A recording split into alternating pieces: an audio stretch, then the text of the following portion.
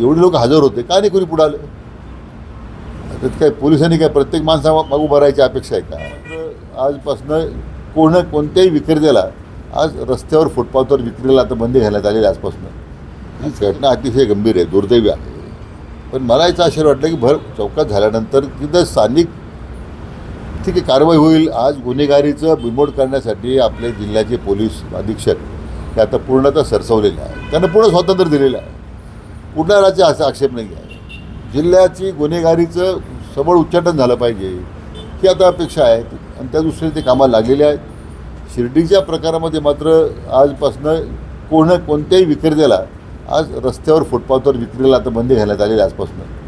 आणि तसे कडक सूचना मग हॉटेल किती वाजेपर्यंत चालवायचे, दुकानदारी किती वाजेपर्यंत पुढे ठेवायची याचे निर्देश दिलेले आहेत. मुलं गुन्हेगारीकडे होतीच या धंद्यातली फोटो विक्रेत्यांचे. आता मुलीसुद्धा आलेल्या आहेत. अनेक मुलींचे गुन्हेगारांशी संबंध असल्याचं देखील समोर येत आहे. आता कोमिंग ऑपरेशन करण्यास सूचना दिलेल्या आहेत. कोणालाही पाठीशी घालण्याचा प्रयत्न होणार नाही. जे काही विषय अंमली पदार्थाविरोधात मोहीम असेल किंवा अशा गुन्हेगारी संदर्भात संघटित गुन्हेगारीचा मुद्दा असेल याच्यावर तर कडक कारवाई झाली पाहिजे तसे निर्देश आता दिलेले आहेत. सर शिर्डीमध्ये हे जे गुन्हेगार आहे त्यांनी बाहेरून येऊन इथे जागा घेतलेल्या आहेत आणि ते घर बांधले आणि इथले रहिवासी ते झालेले आहेत. जागा वेगळ्या स्थानिकांनीच त्यांना जागा घेतलेल्या आहेत. माझं म्हणणं तेच आहे ना की शेवटी हे गुन्हेगारी का वाढली?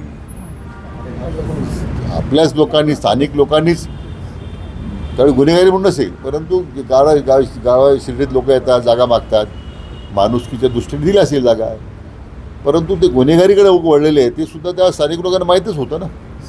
मला वाटतं अजूनही माझी अपेक्षा आहे की स्थानिक लोकांनी याच्यामध्ये पुढाकमी अनेक वेळा म्हटलं की स्थानिक लोकांनी पुढं आलं पाहिजे, माहिती दिली पाहिजे.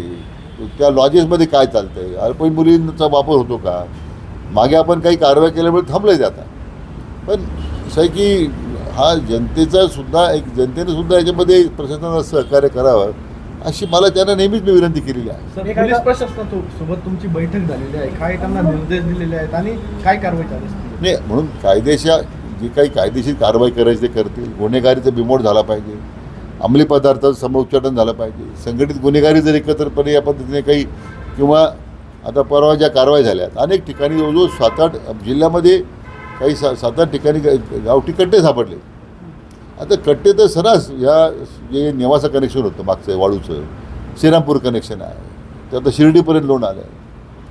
ते तर खरं म्हणजे आता गुन्हेगारीचं पाळणेर तर गुन्हेगारीचा अड्डा होत चाललेला आहे. हे आपल्या जिल्ह्यात मोठं दुर्दैव आहे. मला वाटतं ही निरंतर चालणारी प्रक्रिया राहील. जोपर्यंत याचं संपूर्ण बिमोड होत नाही तोपर्यंत कारवाई सुरू राहील.